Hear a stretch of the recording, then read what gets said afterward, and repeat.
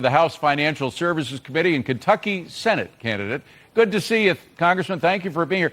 By the way, we have a little soundbite of him talking about how much he loves the police and why he's doing what he's doing. Roll that, and I get your reaction. Roll it. Police have a critical role to play, but right now we're relying on them to deal with the failures of our social safety net, which is preventing them from doing their actual jobs. Oh, so it's the failure of our social net that causes crime. That's the problem, right? Yeah, this is what you get with a communist candidate for mayor in New York City, a soft-on-crime Democrat. They've lost their minds, David. They've totally lost their minds.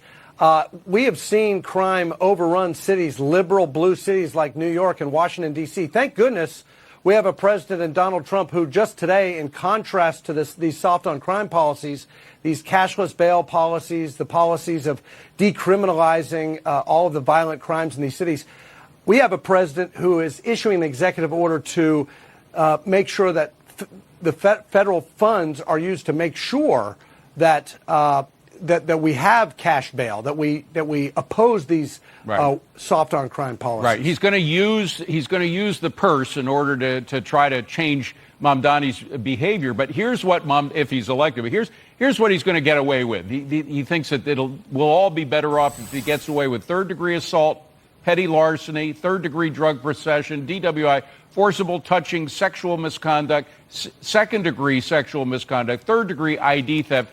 I mean, and the thing we should mention is a lot of times these charges are the down charges of more serious violent crimes. I mean, that's what happens quite often, right? So it could be he's not only getting rid of these crimes, but he could be allowing violent criminals to get off as well.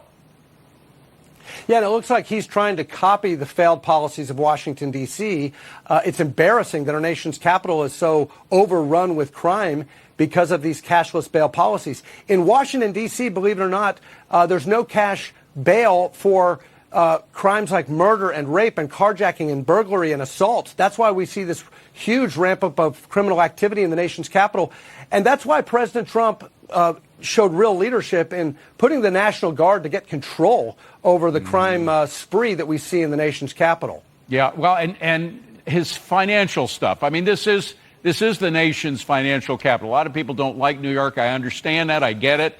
But the fact is if we have a socialist taking over the financial capital of the United States, there's going to be trouble. You only got 10 seconds, Congressman. Go for it. Well, that's right. And look, I'm running for Senate to make sure that we do have tough on crime policies, in contrast to my opponent, who actually embraced the BLM defund the police movement.